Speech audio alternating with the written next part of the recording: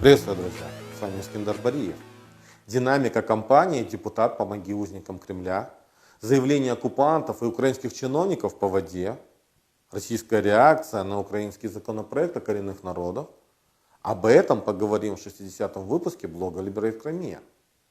7 июня активисты международного движения за деоккупацию Крыма и солидарность с крымско-татарским народом Liberate Crimea рассказали о промежуточных результатах и динамике ранее инициированной кампании «Депутат, помоги узникам Кремля».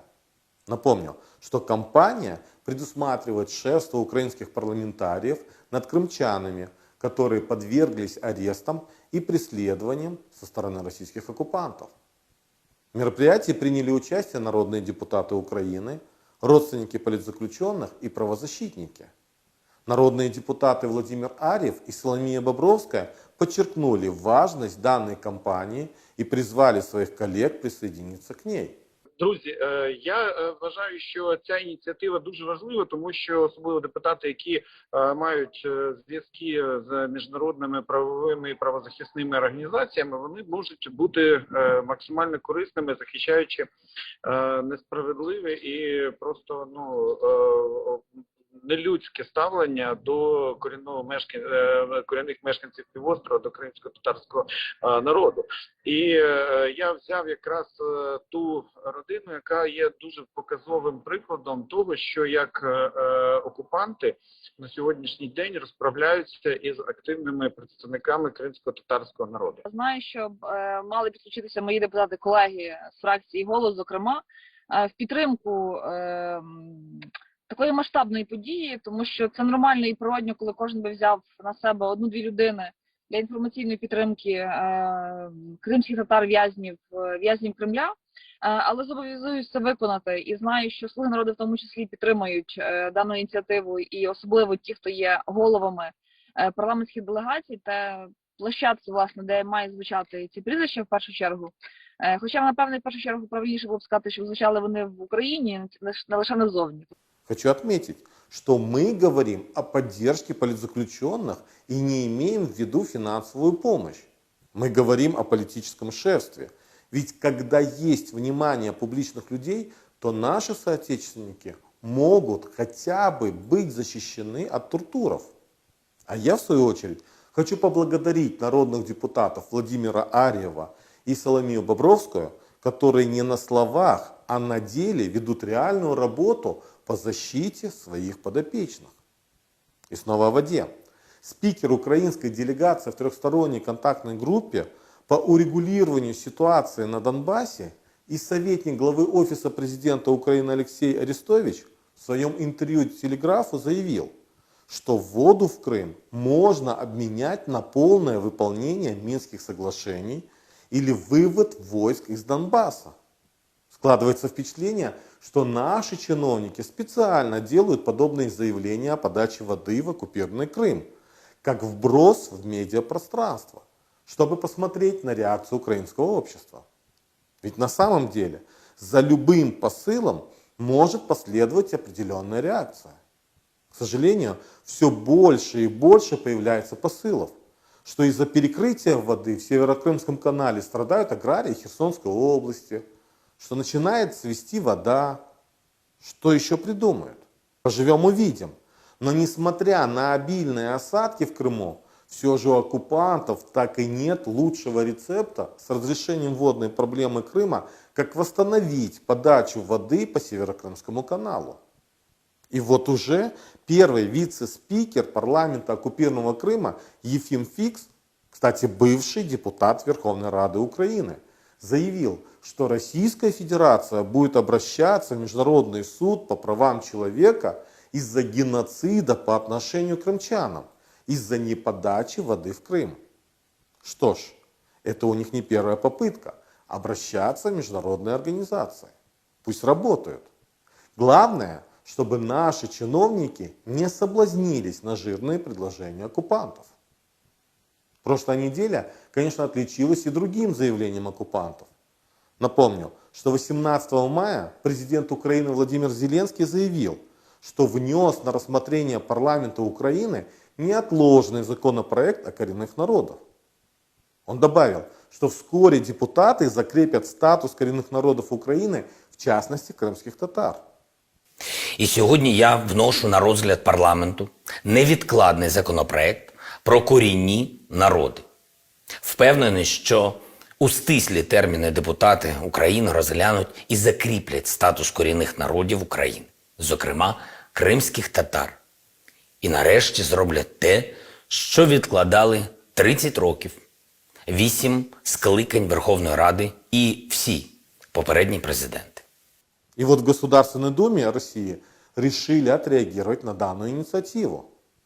8 июня Госдума Российской Федерации одобрила феноменальное заявление по законопроекту о коренных народах Украины, внесенном президентом Владимиром Зеленским в Верховную Раду, как неотложный. Этот акт претендует на абсолютную беспрецедентность, ведь именуется как документ об инициативе власти Украины относительно исключения русского и других народов из числа коренных народов Украины.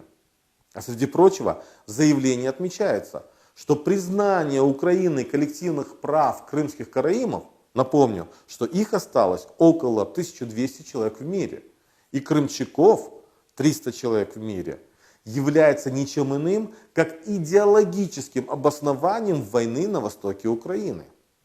Также в заявлении Госдума отмечает, что якобы все значительные этнические группы Украины, включая русских, являются коренными народами.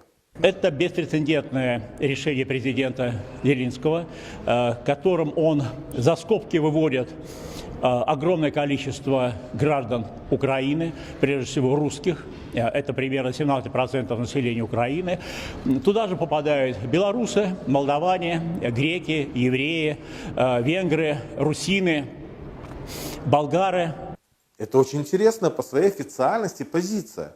Ведь, среди прочего, за ней Госдума сегодня официально отказала всем этническим русским всего мира в собственной государственности. Ведь статус коренных народов по международному праву предполагает отсутствие у них собственного государственного образования, полученного в рамках права на самоопределение. А у коренных народов только внутреннее. Максимум, что дает им международный опыт, это национально-территориальная автономия. При этом Госдума Российской Федерации в своем заявлении забыла, что в самой Российской Федерации в правах коренных народов отказано всем автохтонным негосударственным этносам, захваченным Россией в разные времена, насчитывающим более 50 тысяч человек. Поэтому по конституционному праву Российской Федерации, например, ногайцы или сибирские татары не являются коренным народом. Их слишком много, а это все опасно для многонационального российского народа. А признанные коренные народы Российской Федерации не только немногочисленные, а те, которых правительство Российской Федерации включило в специальный перечень. Отмечу, что Российская Федерация в перечень своих коренных народов не включила не только крымских татар, но и даже в нарушение собственного законодательства немногочисленных караимов и крымчаков с 2014 года. Но обратите внимание, что русские являются коренным населением Дагестана, который, внимание, есть субъектом Российской Федерации. Сказать о том, что россияне не разбираются в международном праве по теме коренных народов, все равно, что сказать ни о чем. Ведь российская власть пытается серьезно влиять на международные институты коренных народов, активно участвует во всех их мероприятиях. Так почему же так отреагировала Госдума? Во-первых, в президентском законопроекте предусмотрено право коренных народов Украины на устойчивое развитие, включая право на получение доли дохода от земель и ресурсов, в чем Российская Федерация отказывает коренным народам Евразии с давних времен. Думаю, что после принятия закона нам будет что требовать от Российской Федерации на международных площадках, не только по Крыму. Поэтому и нервничает агрессор. Во-вторых, после принятия данного законопроекта навсегда ломается идеология русского мира. Этнические русские в Украине – это национальное меньшинство, как и греки, немцы и англичане, права которых должны быть защищены законом о национальных меньшинствах. Что ж, Путину не на что будет претендовать. А украинцы, недонарод в его понимании, как государство, образующее народ, гарантирует права коренным народам, которых защитить должно исключительно их государство, Украина. Феноменальная истерика Российской Федерации свидетельствует, что власть Украины взяла в руки настоящую Кощееву иглу. Поэтому оккупанты призвали международное сообщество осудить законопроект, так как из-за данной инициативы миллионы русских, сотни тысяч белорусов и молдаван лишаются права считать себя коренными народами на территории Украины. Более того, сам президент Российской Федерации Владимир Путин отреагировал на законопроект президента Украины Владимира Зеленского о коренных народах Украины, заявив, что называть русских некоренным народом Украины смешно. Что ж, то, что мы говорили с 2014 года, что данный закон является одним из дооккупационных, подтверждает сама оккупационная власть на самом высоком уровне. Теперь слово за народными депутатами, особенно правящей фракции, после данного заявления Госдумы. Хорошая проверка на прочность, не так ли? Боритесь за Крым, боритесь за Украину. Желаю мирного неба над головой. До новых встреч.